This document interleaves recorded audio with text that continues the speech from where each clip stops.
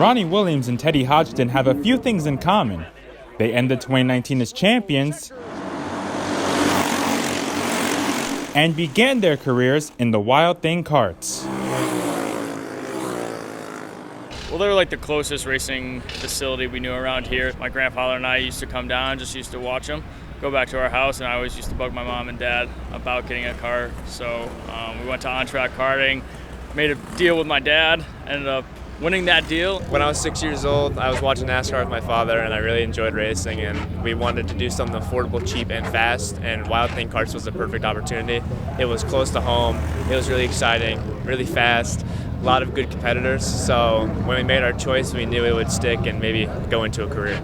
And throughout their career in karts, both Hodgdon and Williams learned the fundamentals of racing. I think it just teaches you a lot about how to drive, gets you out there with a bunch of different competitors, and they have a good amount of cars there, so you learn how to pass, how to do like the basic things that you're going to need to know when moving up to a bigger car.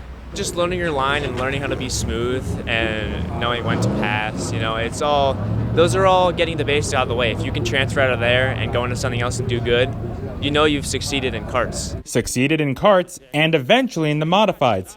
Hodgdon won the SK Light title, while Williams is the two-time reigning SK Modified champion.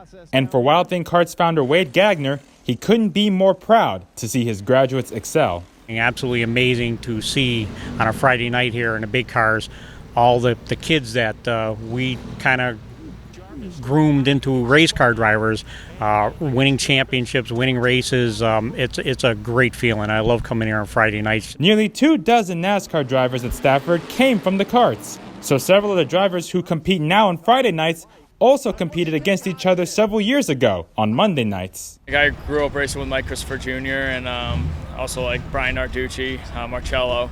So like seeing those guys succeed in other things and move up is cool. Oh, it's really cool. I've known those guys since I was 7 years old, so we've been through a lot together, and I enjoy racing them. We're all good buddies. But despite being good buddies, it's just time to beat them now. Both Williams and Hodgdon agree the Wild Thing karts are a good place to start. It's a great learning tactic, and I think it just shows how to really race. They provide great rules. I think it's affordable for people who are trying to go racing, and there's a lot of people that will help you out too. They're just a helping tool for young racers and people who want to learn how to race and better their racecraft. So if you can do that really well, then you can go into anything and compete.